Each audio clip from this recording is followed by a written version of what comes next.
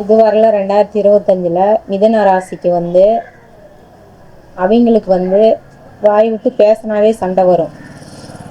வாயால் தான் அவங்களுக்கு பிரச்சனையே. அப்படிங்கிறப்ப எதுலேயும் கொஞ்சம் பொறுமையாக செயல்படணும். 2025 முடிஞ்சு 2026 பிறந்தா அவங்களுக்கு கொஞ்சம் நல்லா இருக்கும்.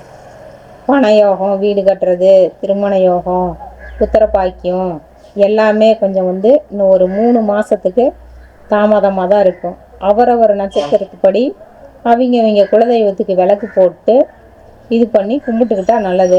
2வது மிதுன ராசிக்காரங்க அம்மா அப்பா கிட்ட கொஞ்சம் வெறுப்பாக நடக்கக்கூடாது. அம்மா அப்பா கிட்ட கொஞ்சம் பணிஞ்சு போகணும். எதுக்கு எடுத்தாலும் கோவப்படக்கூடாது, முன்கோபம் வரக்கூடாது. அந்த முன்கோவப்படுறதுனால அவங்க மேலே தப்பு கிடையாது.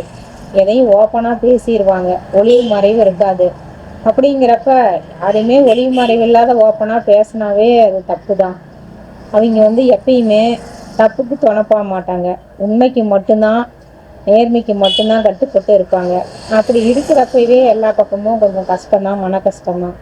அதனால உங்களுக்கு 2026 பிறந்தவொடனே திருமணத்துக்கு இல்லை, புத்திர பாக்கியம் இல்லாதவங்களுக்கு இல்லை, சொத்து பிரச்சனை, கோர்ட்டு பிரச்சனை எல்லாமே ஒரு ஜூன் மாதத்துக்கு மேலே முடிவுக்கு வரும். 2026ல் அன்ன வரைக்கும் நீங்கள் போக்குவரத்து, வண்டி வாகனம் எதுலேயுமே கொஞ்சம் பொறுமையாக நீங்கள் நடந்துக்கணும். குரு பயிற்சி இப்போ ஜென்மகுரு நடந்துக்கிட்டு இருக்கிறாரு. அவர் ஜூன் மாதத்துக்கு அப்புறம் விலக போகிறாரு. அன்ன வரைக்கும் நீங்கள் கொஞ்சம் பொறுமையாக எந்த விஷயத்துலையும் பல தரத்துக்கு ஒரு தடவை யோசனை பண்ணி நல்ல முடிவாக எடுக்கணும். எதுவும் அவசரப்பட்டு நீங்கள் முடிவு எடுக்கக்கூடாது.